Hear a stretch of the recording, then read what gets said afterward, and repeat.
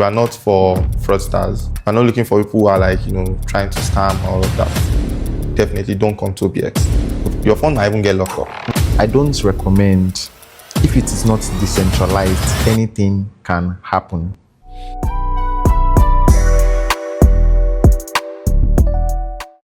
Hi, my name is Bayomi. Welcome to today's podcast, and I have here with me Tayo from OBIEX. It's a crypto exchange platform. We'll be discussing the crypto space in Nigeria. We'll be discussing OBIEX, and we'll also be discussing some comments from the last post we made about OBIEX. And I hope you enjoy this conversation. Let's get into it. Welcome. Okay. Hi, Bayomi. I'm Tayo Sadiq. Currently leading marketing at OBIEX. We are a pioneering cryptocurrency exchange, one of the early cryptocurrency exchanges in Nigeria, and we help people move, from one cryptocurrency to another, as well as from cryptocurrency to fiat, which is an interesting mix of like services that we offer. Considering that a lot of platforms just do crypto to fiat all the time. We also have fiat features like utilities. You can buy buy utilities with crypto directly. You can also get virtual cards with crypto directly using OBIEX. Mm-hmm. Thank you for that. I mean, you've been in the crypto space for a while now, and which is quite interesting.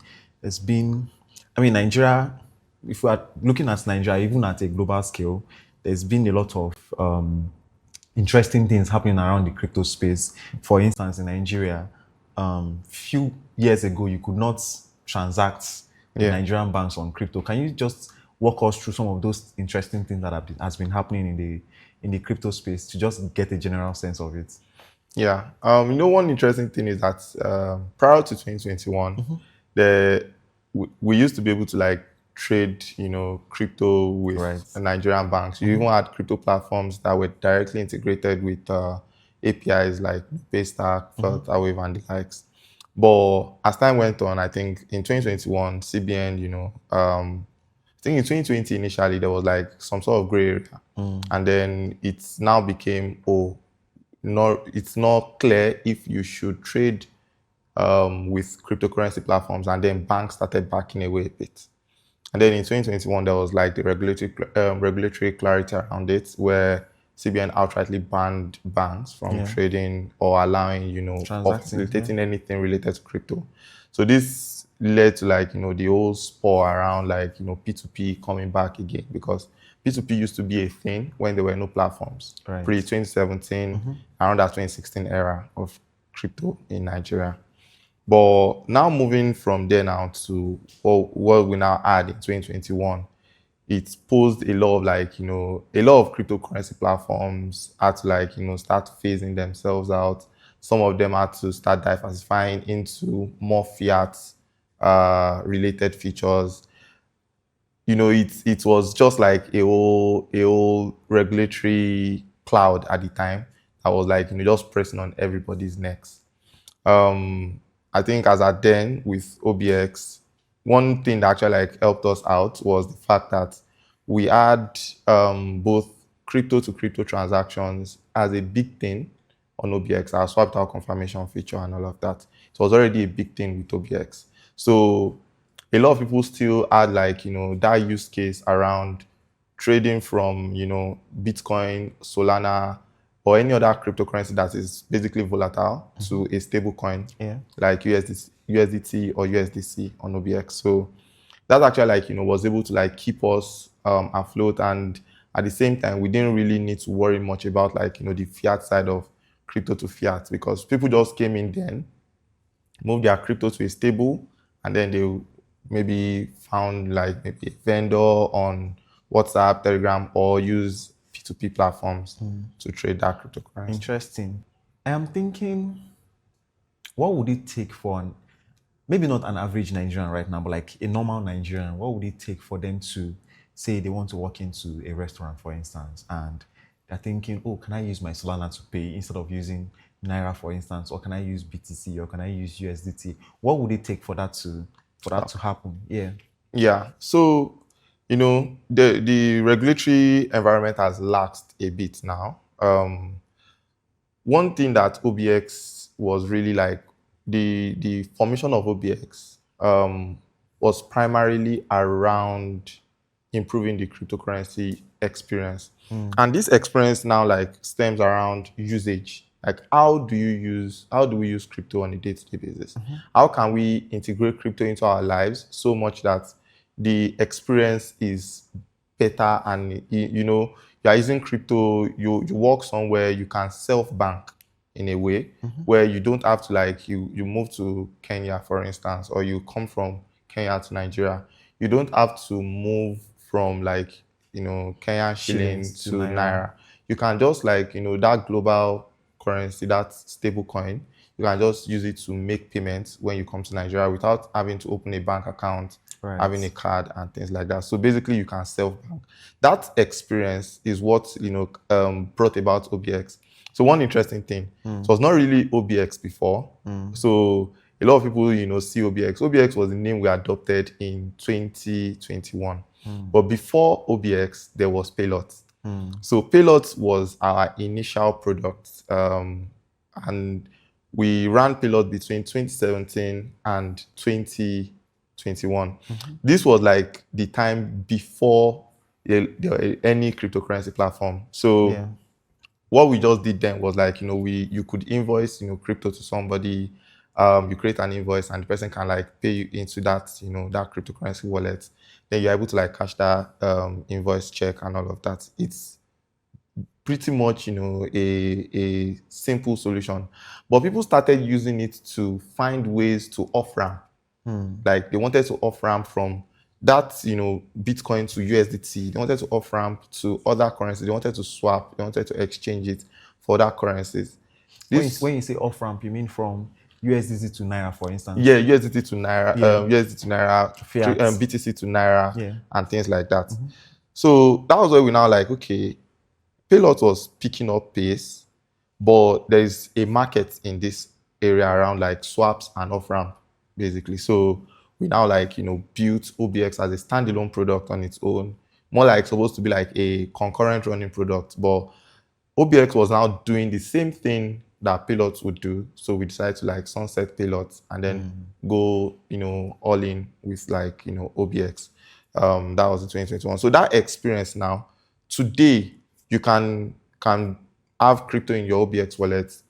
You go to a restaurant, you want to pay, you just swap that crypto into your Naira wallet, and then you can pay directly into that to that merchant, or you're at Mr. Biggs, you can pay to them. You're at Tantalizer, you want to pay the person that fixed your tire, anything basically, you can pay. Interesting. I mean, I personally use OBX. I've tried it. I think the last time I tried it, I wanted to make payments to our director. So I basically just went into OBX, type in the USDT equivalent that I wanted in Naira, and then it just basically came into my account, and from there I was able to transfer to you. I think where I want to see this go to is where I don't have to swap to Naira, to fiat. Right. I can just say, Shay, I'm sending you, which already happens, but there needs to be much more, maybe education for people to understand, oh, cryptocurrency is actually something that you can receive and you can spend. For instance, if I'm going to, let's say, the place, right? Or I want to order food on Chowdeck, right? There's already pay with crypto on Chowdeck, right? I think that education, that integration needs to also happen, like, within the ecosystem, such that, oh, there's an option for me to pay with crypto, and I don't have to think, oh, I have to always switch to fiat every first time. I can just do it directly. Because I also think that there's probably, like, loss of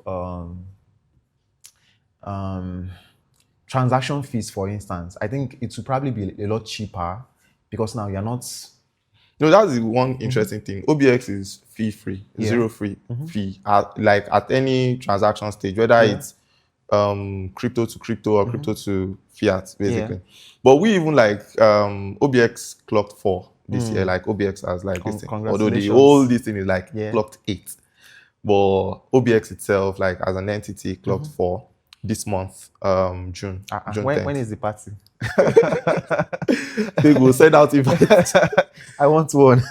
So we are also like with our like 4th anniversary, we're also releasing OBIEX version 3, basically. So this like, you know, a new experience around using OBIEX. And this thing that you talked about is where one of the things that we are tackling with this new release, where if you go to a store, you don't have to off-ramp. You don't have to switch to Bitcoin or anything. You can just open it the way you would open, say, Zap, or you'd open your normal banking app.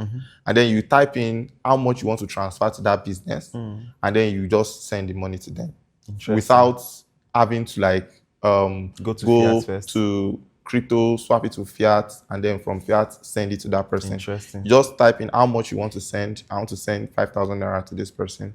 Type 5,000 naira. You just select where you want to. So you might have Bitcoin, you might have Solana, USDT, or anything. Just tap on where which wallet you want to send it from. All the conversion, all of that happens on the back end, and then the person receives. I think that's going to be really massive. And it's 0 fee, so you are not getting any fees, no overhead, and all of that. Interesting. I think that's going to be really massive. I'm looking forward to testing that out when you release it.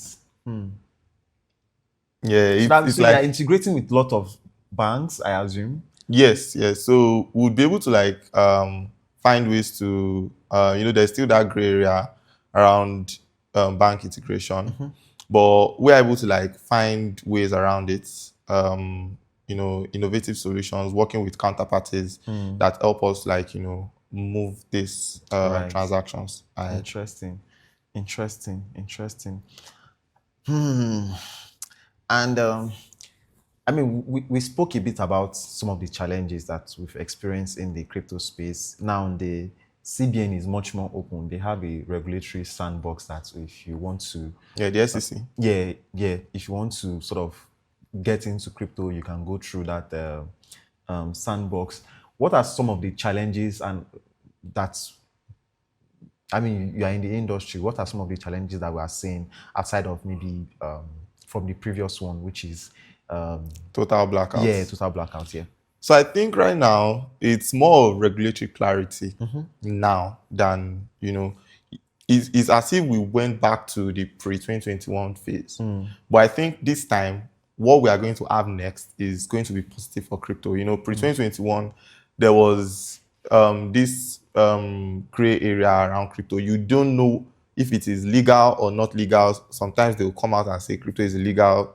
And then by the time they came out and then they just, outrightly banned crypto. Yeah. Now, I believe the government is now, working towards adopting crypto, bringing crypto into the Security and Exchange Commission. So that means that crypto assets now count as, securities, basically. So what this means, what are the regulatory implications? Some of these things are still yet to be clarified. But at the same time, it also means that at least something is being done. That's one. Secondly, in terms of like, even accessing the licenses, getting the licenses, there's still a lot that, needs to be done in terms of like, how open it is, how accessible it is for businesses and things like that. We are like, working towards our own, getting our own licenses, basically. But at the same time, with every other, like, every other cryptocurrency platform that is serious about, like, as a business, basically, everybody is also in that process right now, working with the SEC, looking at how the sandbox program is going or how it has, how it has run, basically, and all of that. Thank you. So we made a video at Founders Connect. Yeah. And I think that's probably like why we are here today. That video, I woke up the following morning. I didn't even know you were going to post it that quickly. Yeah. I also woke up the following morning and somebody just dropped the video on Slack. And they were like, TY, because everybody calls me TY at work. TY, we have a lot of comments under this. is this good PR or bad PR? I'm like, don't worry. I believe it's because people don't know about some of these things. Yeah. Oh, you need to go and start answering and all of that. I think it was a weekend trying to reach our social media manager was kind of a hassle early in the morning. Yeah. So I went in there, started typing responses to everyone. Like, okay, yeah, this is all we do. This. Yeah. So it was quite interesting. And then I was just like, okay, I'll talk about it. I think we should have like a follow-up conversation that clarifies or clears the air around what we had in that. I think the major issue with maybe not an issue, like maybe like a knowledge gap is with the zero confirmation, right? How does that work? Okay, so zero confirmation is clever. Or swap without confirmation. Yeah, swap without confirmation or swap with zero confirmation, and all of that. So here is how like typical Bitcoin transactions work. You know, a lot of people on that thread were asking like, is this Bitcoin? Yeah. This is not Bitcoin. Yeah. Oh, this must be within like a decentralized. It's not decentralized, right, something like that. It's completely decentralized. We just have like a way where we're able to go from, you know, securing your transactions, collateralizing it, and then giving you the value before we actually like, you know, get the full confirmation that allows us claim that Bitcoin, that Bitcoin value basically. So here is how ideally Bitcoin works. I send BTC to you, it gets broadcasted on the network basically, and on the blockchain network now. You get, you know, you get notified that, oh, BTC is coming into your wallet, but you can't use that Bitcoin yet because other nodes need to confirm that that broadcast is legitimate from me.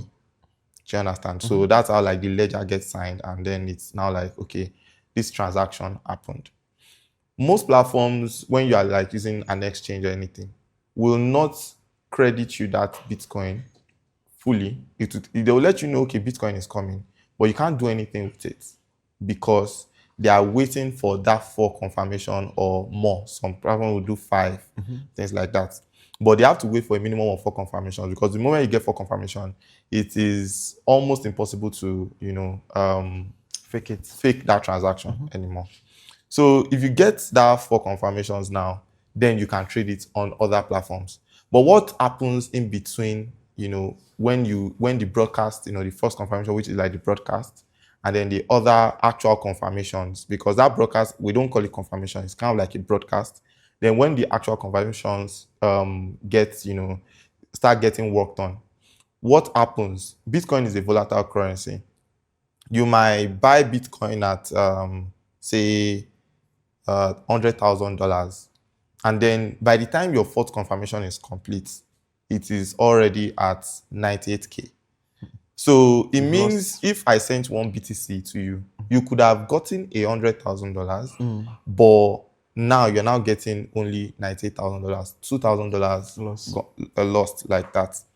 So what we thought about it is there's that experiential break that is happening there that we can solve. So that was where we came up with like swap without confirmation and worked on a feature that allowed you swap that Bitcoin. The moment it gets broadcasted on the network, we give you the USDT value for it on OBIEX. So you have your $100,000 worth of Bitcoin. If Bitcoin is at 100K when it was broadcasted, you have $100,000 worth of Bitcoin on OBIEX. Nothing is happening to it. No matter what, when your 4th confirmation comes in or 5th confirmation comes in, no matter what happens there, whether Bitcoin goes down to 50K, you are going to get your $100,000 worth of USDT. So we give you the USDT and say, hold this USDT, it's in the bag already. No matter what value this USDT is, when it gets to us, you already own the bag right now. So that is how we do this. But you can't take that USDT out of OBX at that point, right, until your confirmation is complete. Yeah. So you see it as like we have like an available balance and a pending balance. Kind of like how you have like with banks, I think they have like this ledger balance and this thing. So in your available balance, that's what you can spend. You can send out, you can swap it to other currencies and all of that. But with that pending balance, you already locked it in. The value is not changing or anything like that. When your Bitcoin arrives, gets to 4 confirmations, you can then swap it. You can take it. It moves automatically into your available balance wallet. So transactions sometimes they take long to confirm, and in some cases they get cancelled totally. Right. So if you said, oh, we've locked in this 100K, what happens when the transaction gets cut out? So when the transaction due to congestion, if the transaction gets cancelled, in most cases that means like maybe it's a flashcoin case, or like the person is trying to like broadcast another transaction to that same hash in order to try to block that transaction from going through, knowing that you already have like some in their pending balance. But like I said, it's a pending balance. You can't use it yet. Actually. So it can get automatically reverted, like, oh, you did not honor your end of this contract, because it's also a trust contract between us and you, that you are actually sending this money. I think there's this financial instrument, like I think like IOUs. Back in, used to be popular. So it's like, I know I have this money coming. So there's this history thing I was like reading about how they used to like do trade, in Persia, China and the likes, in East Asia back then. So they used to do this thing where I would take instead of carrying my gold because of bandits and all of that, what I'm going to take is like a note that actually says, I can spend this. I have this also amount of money in, say, I have this amount of money in Oyo, and I'm in Lagos. Because I don't want to carry my gold down to this thing, to Lagos because of bandits. Here is the note that you can go to Oyo and claim this money with this note. So that is like how that also like now if you lose that trust contract now, you also lose the goods basically. So it's now like, but in this case you don't get the goods until I claim the notes. I'm able to claim that, okay, this note, when I go to Oyo, it's actually real. That. So OBIEX seems to be for regular users, regular folks, for traders, people that do like heavy lifting, and for like the bigger guys, people that move large, very, very large transaction. How are you helping this different user base? And also, what are the trends that you are seeing? Are you seeing more of the regular folks, or more of the large transaction guys, or like the middle guys? So I'll say OBIEX has like a very unique audience size, or audience sets, basically. So I like to put like sets, like Venn diagram sets and stuff. When we started, we were not really like the loud brand.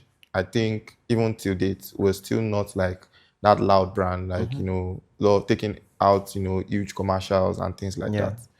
We primarily focus on like actual people who have actual use cases for cryptocurrency, basically. So whether that be you're a trader or you're a freelancer getting paid in crypto, you're somebody who, you want to get money from overseas, maybe friends and family, you want to make it easier for them to send you money and get it instantly with crypto, or you're a business, you're a merchant, you want to settle transactions across borders with cryptocurrencies.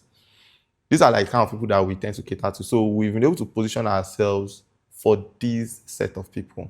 For freelancers, for instance, if you're receiving crypto from your employer, OBIEX remains one of the best places where you can off-ramp it, because of our commercial nature, where we trade with a lot of like big merchants, big traders trading 5 million, 10 million USD on a monthly basis with us. We are not really, so much on that end of like we are trying to acquire 1 billion users or 1 million users. We more of like focus on acquiring a certain demographic of users and service them with the best experience possible. So we give you the best rates, we give you the best, trading experience. When you want to withdraw, your withdrawal is fast. When you want to like hold your crypto with OBIEX, you're able to hold your crypto with OBIEX, and you know your cryptocurrency is safe, your money is safe. Whenever you want to take it out, you can just come in there, send it out. Or even at, like we talked about earlier, you want to pay somebody, you want to pay utilities, you want to buy data. We give you like that full experience around using that your cryptocurrency as a freelancer or anyone who just like, wants to collect money. But then as a trader, traders have a unique need where cryptocurrency is kind of like their job. They wake up in the morning, they want to like receive cryptocurrency from their counterparties, help them trade it and all of that. So OBX functions not just as a lifestyle solution now or just another app. OBX now functions as a tool, which is why, I mentioned earlier in the days of like, no CBN bans and all of that, we were not really affected much because our major business was around traders that needed to move Bitcoin to stable coins to hedge against the volatility risk involved. So OBX is now a tool that basically helps you hedge against volatility risk by moving your Bitcoin to stable coins and allowing the volatility, whether in any direction that it likes. You're already locked in your transaction, your rates. And the fact that we also now have, an RFQ system also helps you prevent slippage. So if you discover rates at, when you do your rate discovery, you find it at X value, you're able to lock in that X value for 10 seconds. And within that 10-second window, even if, it's at the 9th second, you confirm the transaction, it will go through. On the back end now, or in the global crypto space, crypto is moving, like Bitcoin is moving, Solana is moving in any direction possible. So you would not experience that situation where at the time you're clicking trade and at the time your trade is getting executed, there's already a diversion. Like there's already is it diverge now? There's movements. Yes, there's movement. So you're no longer like at the same pace or the transaction has slipped. With our RFQ system, within that 10-second window. Request for quotes? Yes, request for quotes. Within that 10-second window, it is locked in. So whatever the rate is, even if it has slipped, we are promising you that you're going to get it at the value that you executed the trade. Interesting. Should we take some of the questions from the comments? Yeah, I think so. Let me open my phone and go to Instagram. Actually, let's do Twitter first. Let's do Twitter. Those questions were really interesting. Yeah. I think that's what I enjoyed the most about my community. Yeah, a lot of people were asking questions. I loved that. It was very engaging. I think over 50 comments on Instagram. So we'll take this from MF on Twitter. He said, no, that is not Bitcoin. Right. I mean, this is referencing the fact that you said that this is swap without confirmation. And I think we sort of touched on it a bit earlier. But if you could just maybe reiterate what you mean. Yeah. Okay. So I think there were even like 4 comments similar to that.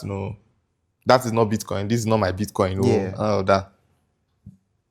So I think this is how people need to see technology. Technology is something that if you are not trying to improve people's experiences around something, I don't think you should be building stuff. Yeah. So why should we accept that Bitcoin should be like that? Yes, that's the very nature of Bitcoin. But there are other ways that we can like layer on it to provide a much better experience. That's where our swap without confirmation comes in, where this Bitcoin that you are receiving, don't worry, we'll give you the value for it. And then while it is doing its thing, dancing up and down the volatility, your charts and all of that, while it's dancing up and down, we are going to hedge that risk. We are going to take that risk for you. How do we remove that risk as well for you? That is where our swap without confirmation comes into play. And it is also happening all on the Bitcoin network. So as you're sending Bitcoin, so this works like I send Bitcoin to you. You are able to swap that Bitcoin to USDT or USDC, any stable coin, without waiting for 2, 3, 4, 5 confirmations. You're already able to, so the first broadcasts. Yes, from the first broadcast, you're able to lock in the transaction value of that Bitcoin. Yeah. So that is how our swap without confirmation works. So it is still your Bitcoin or it is still Bitcoin, basically. Yeah. So there's this one on Instagram. It says Flash BTC will be your problem. Yeah. So I think that's where you talked about cancellation. Yeah. That what if this transaction cancels? So that's what Flash Bitcoin scams basically is, all about. And that is why people wait for, at least 4 confirmation blocks before they allow you complete that transaction, or they allow you like swap to another currency or exchange it for another currency. With us now, we hold that money in a pending balance. So while you've locked in the rates, and once your confirmation is complete, you can use that money. You can still take it out of OBIEX within that time where we are waiting for the confirmation. Yeah. The part where we actually like play a role here is that we are making it such that your Bitcoin value as at the time of the broadcast is what you get as at the time of like your swap to any other currency, regardless of how long it took for that confirmation to come in. So it's the same way when you are sending USDT now. If I'm sending USDT to you, I know if I send 5,000 USDT, you are going to get 5,000 USDT. Right. Nothing like that. Like, it's already certain that you're going to get 5,000 USDT. But if I send 5 BTC to you and Bitcoin was at 100K, and then Bitcoin drops to 90K, but as at the time of confirmation, since you can only trade at that 90K value, it means you are going to be getting 450K. Yeah. But I intended to send you 500K. Yeah. So for me and for you, there's already $50,000 in value lost. OBIEX helps you absorb that risk and giving you that 500K full value without waiting for. So basically locking your rates. Yes, locking your rates. Amazing. I think I like that term, locking your rates. Maybe we don't like OBIEX. Run a campaign. Locking your rates. Run a campaign on it. Yeah. So there's this one from Ginger aka Daniel. Says, I don't recommend. If it is not decentralized, anything can happen. So yeah, OBIEX is a centralized exchange in itself, but we operate by the best practices in all jurisdictions that we operate in, all countries that we have like OBIEX available in. So we are compliant across all these jurisdictions, and in cases where there are licenses, we're already in process of getting the licenses in all the jurisdictions that we are available in, and also getting coin from, basically. But in this case, I think for this question, the context there is now like people still think that swap without confirmation is happening off-chain. Yeah. But no, it is happening on-chain. We are just able to integrate some off-chain technologies to enable it. It is still an on-chain Bitcoin transaction. The transaction will still run its normal course, go through confirmation and all of that. It will still run its normal course. It is just that on the back end now, we're able to provide you with a way to hedge that amount to say, this rate is locked in, this amount, we've hedged the risk for you. OBIEX, we take the risk from you and transfer it to OBIEX. And then you are able to complete that transaction. So it is still decentralized. The nature of the transaction is still decentralized. Nothing changes around. Right. I like this one. It's from Tolu. It says, is that the only selling point? Why don't these startups build something truly unique that solves actual problem? What is this one solving now? This one is solving the problem of volatility risk. I think I must have said volatility risk up to 20 times. Yeah. So, and with professional traders, people that use OBIEX the most, I think professional traders make up over some percent of people that use OBIEX. Like people that, it is their day-to-day job to trade crypto with people and all of that. Yeah. So for them it is something that is like, I don't know. It's a very big pain point. Yeah, it's a very big pain point, and so I'm trying to find that word. Air, oxygen. Yeah. So we have that there with them. But we also have like other services that we offer. We have virtual cards. Our new set of virtual cards will be rolling out soon. In the coming weeks, like 2 weeks from now. Our new set of virtual cards, like a new virtual card experience and all of that. We also have like utilities. You can pay bills, you can fund your sporty bet even, and fund your bet Nigeria. You can um buy lights, airtime, data, utilities, DSTV, anything like that, directly from crypto. You don't have to use fiat and all. Then on the other end as well, we have our normal crypto transactions, like crypto to crypto swaps. Then we also have crypto to Naira, crypto to GHS, crypto to ZAF, that's Ghanaian cedis and Cameroon CFA. So you can basically trade across different these things. We have off ramp. So to this person, that's not going to OBX. OBX has off ramp. OBX has swap with RFQ, which is really interesting. I don't think any other platform has like that unique RFQ system for OBX. We have what was it called? Utilities. We have virtual cards, and then on the business side, OBX has an API that you can plug in to do collections, and our API services are free across board. So whether it's you receiving deposits, we give you deposit wallets, processing withdrawals to your users, easy as a breeze. It's just as simple as like integrating with our API. Yeah. You want to swap and give your users that RFQ experience. You can use OBX for that as well. Yeah. So all of this. So you are saying that other startups that want to start their own crypto exchange. If you want to integrate crypto into your platform, you can use OBX. If you want to start your own crypto exchange, you can use OBX API. And then we also have like commercial trading on two ends, which is like crypto to crypto commercials and then crypto to fiat. Yeah. So because of the kind of platform that we are, we handle a lot of large ticket transactions, even on the OBX app itself. It's mostly like large ticket transactions, single transactions running into 100K, 200K and the likes. Some people always want like a more bespoke experience around that. So I need to swap 5 BTC now and all of that.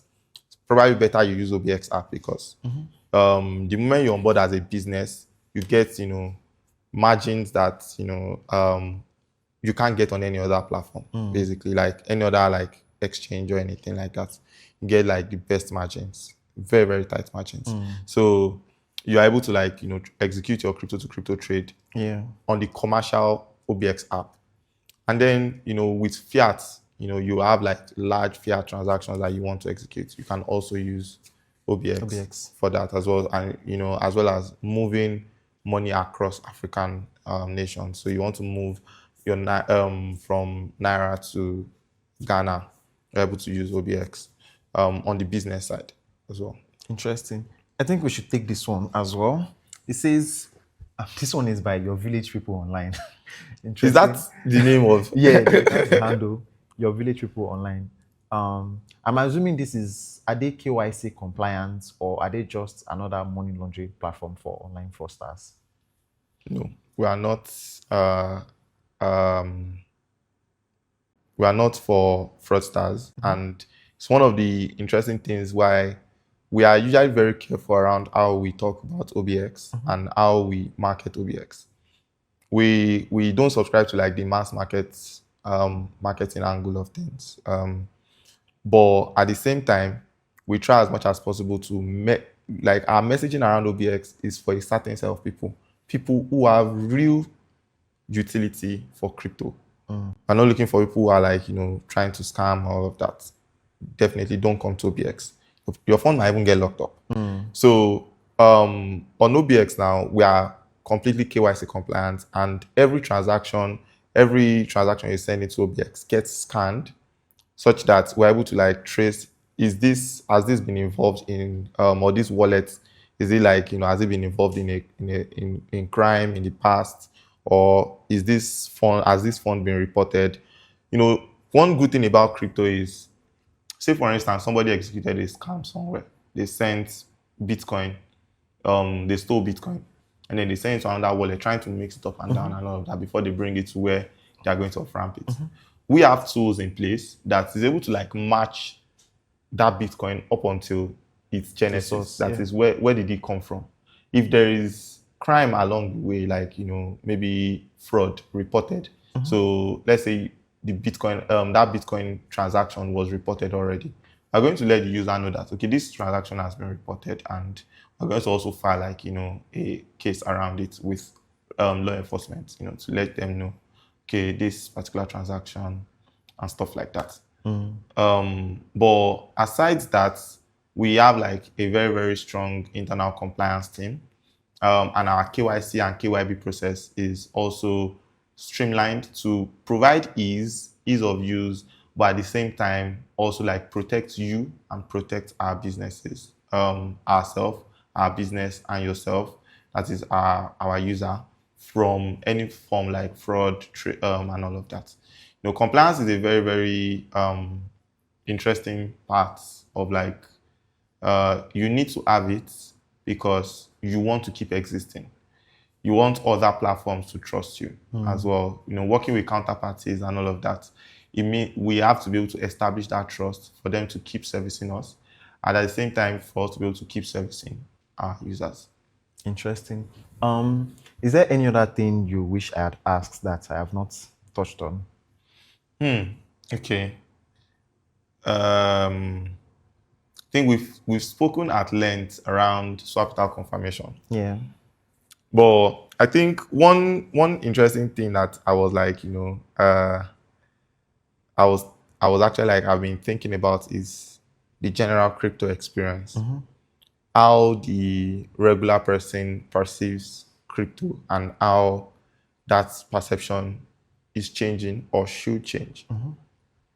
I think the way crypto platforms have been built in the past kind of like has shaped the way people see crypto, where they just see it as like, oh, I put $10 in crypto, it has to increase to $20. Right. And then you see memes, my 5,000 naira, oh my God, I put, this crypto was $5 before, now it's now $1. All of those kind of things. Trading memes. Yes. But I believe crypto is much more than that. And crypto has been able to like reshape global trade in a lot of ways. For instance, moving money across borders is one of the places where crypto has actually like been able to like, break barriers, allow people move millions, thousands of dollars across borders without having to go through oops and oops and oops and oops. For instance, if you actually like have like, with banks, dealing with banks, for instance, banks would actually like frustrate you a lot. Like, you have to go to their office in person, you have to do this, you have to do that. For crypto, once you're already like, you are trusted, you're completed your KYC, you can basically move money across borders, and it's easy, seamless, straightforward, and it's almost instant or instant in most cases. You're moving Bitcoin on the Tron network, you probably get the Bitcoin immediately and all of that. So I think that experience is where I think we need to start reshaping how people see crypto as not as like something that you used to. It functions as that, a security, as an investment instrument. But then also seeing crypto in the light of like a tool to move money. You can self-bank with crypto. That is, all your money, you keep it in crypto. When you need it, you swap it. So it means that if anything happens, nobody can like take control of your assets and things like that. You're already self-banked and all. So that's another like, utility that crypto offers, people. It comes with its own risk. as well. You know, when you self-bank, it means that you have to be more security conscious than the average person. So you don't lose your... Yeah, you don't lose your phrase, don't lose your keys, you know, that kind of thing. So that's like, you know, how the whole crypto experience, you know, pulls together. And I think we need to start reshaping that that bias around crypto being just, you know, somewhere, a money pit where you just lose money. Yeah. You don't have to lose money with crypto. Crypto can be a financial tool to allow you move money faster, move money across borders, self-bank yourself, and things like that. Amazing. And I think this is a very good place to end the conversation. It's been very interesting learning about zeros, swap confirmation, swap zero confirmation. Swap without confirmation. Swap without confirmation. Yeah, or zero confirmation swaps. Yeah. And I think for me, when I first heard it from you, the thing that came to my mind was that these people are going to lose a lot of money, right? Since then, I've gone to do some readings about it. And the basic idea is that you trade at this amount, we lock in that trade at that amount, right? And when your confirmation is now done, you can now get the equivalent of that amount. As opposed to you're trading at this amount, we have to do all of the confirmation before we now send you your money. And in which case, there might have been some movement in price action. And I think it has been very interesting listening and also answering some of the questions of some of the comments that it's been an interesting conversation. Thank you for coming in. Thank you so much for having me. I think I've been looking forward to this because as much as possible, we want to answer people's questions. We want to give people clarity around what OBIEX is about, our crypto experience, like how we drive adoption for crypto and how we are improving crypto in Africa at large. So we hope people will come around, you know, check OBIEX out, you know, install via App Store. It's available Play on Store. iOS and Android. And also on the web? Yeah, on web. It's on web. So if you want to use it on web, just go to OBIEX.finance. You want to use it, you know, you want to download the app, download from our App Store, Play Store. Then if you want to use our API, you know, or you want to like access our OTC, if you have like large transactions. So make sure you qualify, basically. You can also like go to our OTC page. It's right up there on our website. Right. Just click on OTC. And then you'll be able to like, I think I'm done, you will meet. So you're able to speak with me and talk about your needs. And I'll be sure to tailor, you know, our conversation and give you a bespoke solution that works for you and your use case. Amazing stuff. OBIEX.finance. That's where to be. And I think that's how we draw the curtain on today's By Your Means podcast. Thank you so much. Cheers. Say cheers to this camera. Cheers.